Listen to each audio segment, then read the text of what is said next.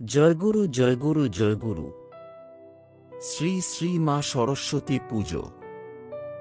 শাস্ত্রমতে মাঘ মাসের শুক্লপক্ষের পঞ্চমী তিথিতে পালিত হয় সরস্বতী পুজো। বসন্ত পঞ্চমীর শুভ তিথিতে দেবীর আরাধনা করা হয়। 2025 সালে এই বসন্ত পঞ্চমী কবে পড়েছে, এই তিথি নিয়ে নানান বিভ্রান্তি রয়েছে। কারণ সেই তিথি অনুযায়ী হবে সরস্বতী পুজো। এদিকে 2 ফেব্রুয়ারি নাকি 3 ফেব্রুয়ারি সরস্বতী পুজো, তা নিয়ে রয়েছে কৌতূহল। সেক্ষেত্রে পঞ্জিকা মতো বসন্ত পঞ্চমীর তিথি নিয়ে কি বলছে দেখা যাক। পঞ্চমী তিথি 19শে মাঘ, রবিবার শুরু হবে। ইংরেজি 2 ফেব্রুয়ারি পড়ছে সেদিন। দিনটি রবিবার।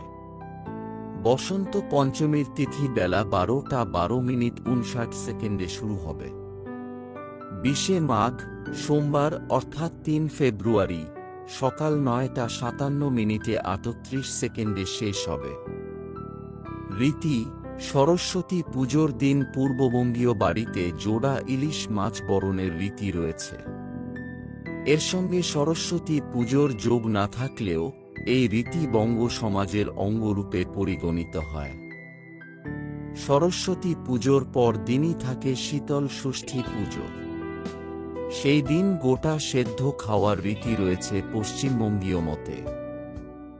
বঙ্গীয় পুরোহিত সভার সভাপতি চণ্ডী চরণ হালদার জানিয়েছেন, হিন্দু ধর্মে বসন্ত পঞ্চমী একটি উৎসব যা জ্ঞান, শিল্প, সংস্কৃতি এবং প্রকৃতির সঙ্গমের প্রতীক। এটি একটি নতুন সূচনা এবং জ্ঞান অর্জনের দিন। বসন্ত পঞ্চমী শুধু ধর্মীয় নয়, জ্যোতিষশাস্ত্রের দিক থেকেও তাৎপর্য রয়েছে। বসন্ত পঞ্চমীর দিন থেকে ঋতু পরিবর্তন হয় এবং ঋতুরাজ বসন্তের আগমন ঘটে। গাছের পুরানো পাতা ঝরে নতুন অঙ্কুর গজায়। কোকিলের টান আর মহুজা ও অন্যান্য ফুলের সুবাসে গোটা পরিবেশ মুখরিত থাকে।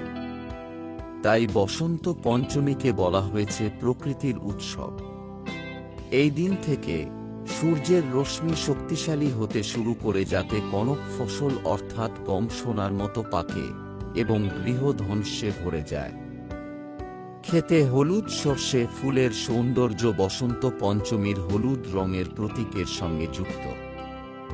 প্রচলিত হিন্দু রীতি ও ঐতিহ্য অনুসারে সরস্বতী পুজোর দিনটি শিশুদের শিক্ষা ও বিদ্যা, প্রশিক্ষণ ইত্যাদি শুরু করার জন্য একটি অত্যন্ত শুভ দিন বলে মনে করা হয়। এছাড়াও এই পবিত্র দিনটি ব্যবসা, স্কুল প্রতিষ্ঠা ইত্যাদি নতুন কাজ শুরু করার জন্য শুভ বলে বিবেচিত হয়।